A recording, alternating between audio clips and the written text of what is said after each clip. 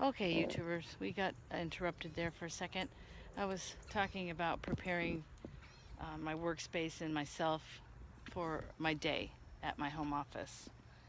And I was just talking about writing a list first to get set up with what my priorities are for the day or the next couple of days, and then organizing them according to priority and importance. You can have things that are very important to you that don't take a lot of time to do, and then you can have things that are very important that take a lot of time. Then you can have things that are not so important but don't take a lot of time, and things that are not so important that do take a lot of time. Those are like four little boxes that almost everything you do in your life can fall into. So you want to decide which of these things on your to-do list falls into which box. And sometimes I even put them into a square. Is this a high value, low time activity? Let's do that one first. Or let's put that in that box that's called do this first. Because things that are high priority and low time are relatively easy to do. That's what the proverbial low hanging fruit. That's what keeps productive people productive and on time, on schedule, meeting their demands and producing results for themselves or for their employers. So that's a thing you want to be able to discern in your head, is which box do my tasks go into. And then there's other things that are like the complete opposite, that are low value but high time items. This sometimes includes things that may or may not really make a difference if you do them or not. But a lot of us spend so much of our time like learning new things that may or may not have value to us. When you're working for yourself, the things that you want to do first every day are the high value, low time items that create money in your pocket. The income producing activities that bring you some revenue or are setting you up to bring you revenue. Okay, so if perusing, all your friends on Facebook, seeing how their holidays went, takes 4 hours and has very little value, that would go in that low value box. Low value, high time box. That's not exactly an income producing activity. If, however, you're writing an ad for Facebook and it's likely to result in some new clients for you, then that might be something that takes a long time to do but has very high value. So that's the next box up. High time but high value. So if you're a great writer, however, and you have a whole bunch of ads already made up, maybe you can just select one and rotate that into your marketing program, and that becomes a high value, low time activity.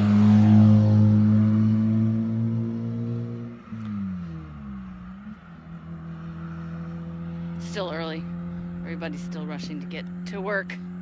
I'm on my morning commute, which is basically walking the dog, getting my exercise, and enjoying the beautiful morning sunshine.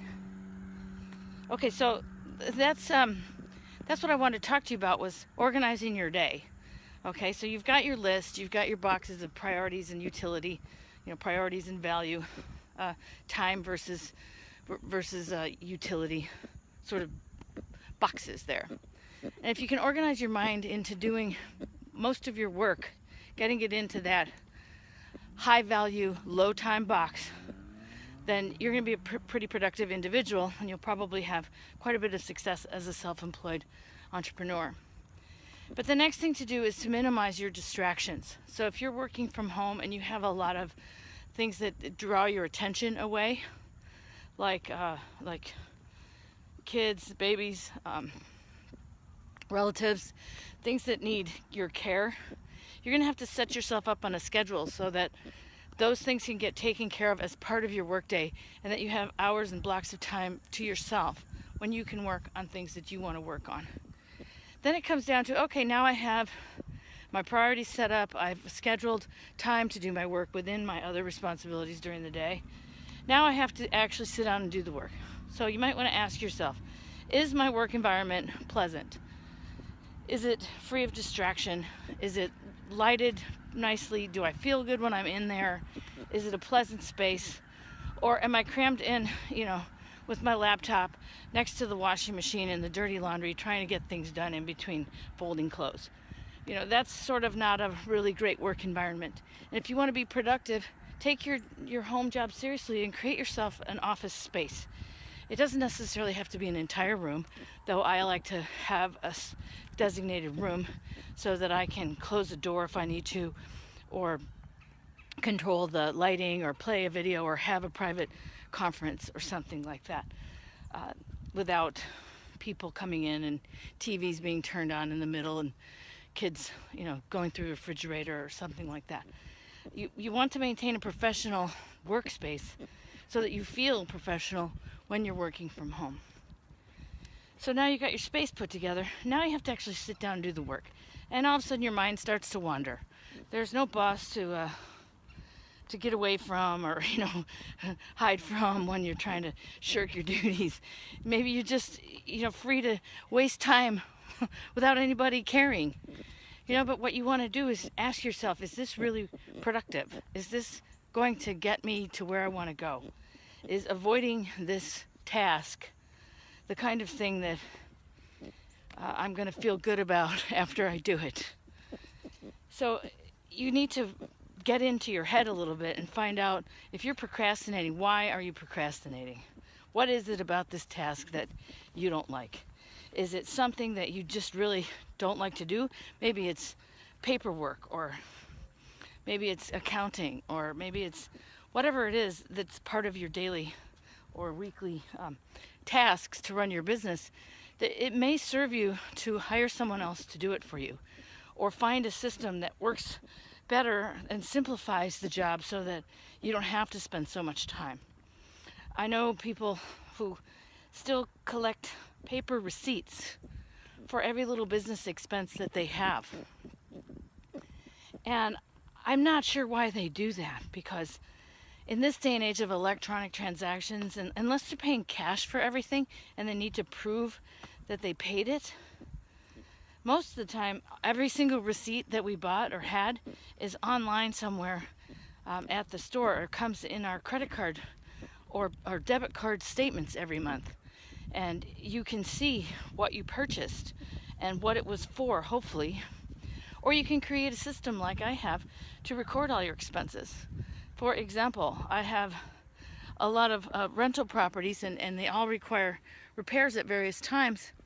And I need to record how much I spend on each property so that I can accrue those at the end of the year when I do my taxes or my P&Ls for each property, my profit and loss statements.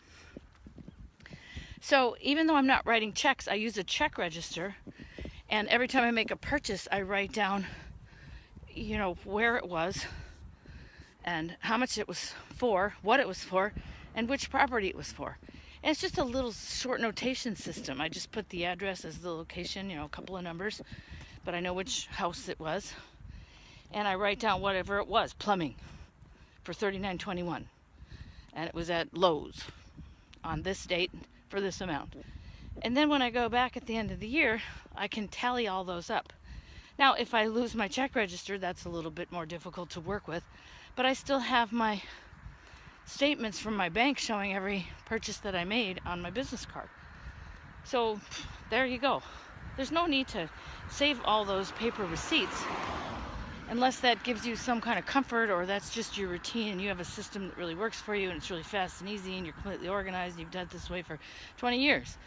If it's not working for you and if doing your accounting for your business is causing you to procrastinate, then it's time to investigate a new system, something simpler, maybe even something online. There's lots of online services.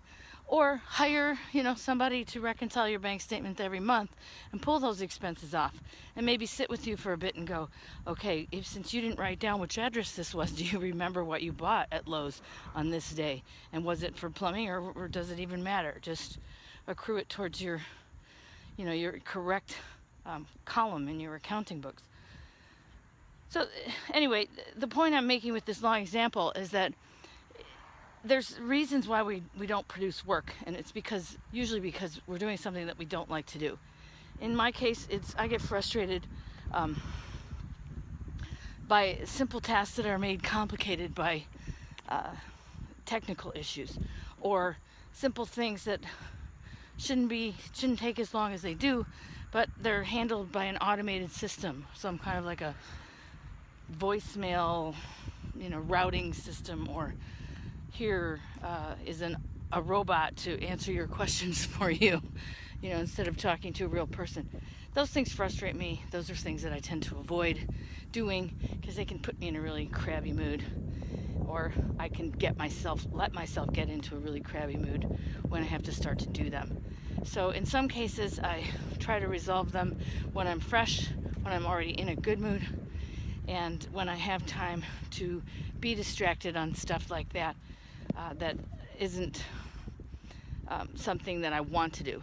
Because, by the way, when you get into those 4 boxes on your list, there's also another box there that has to do stuff that I just like to do and stuff I just don't like to do.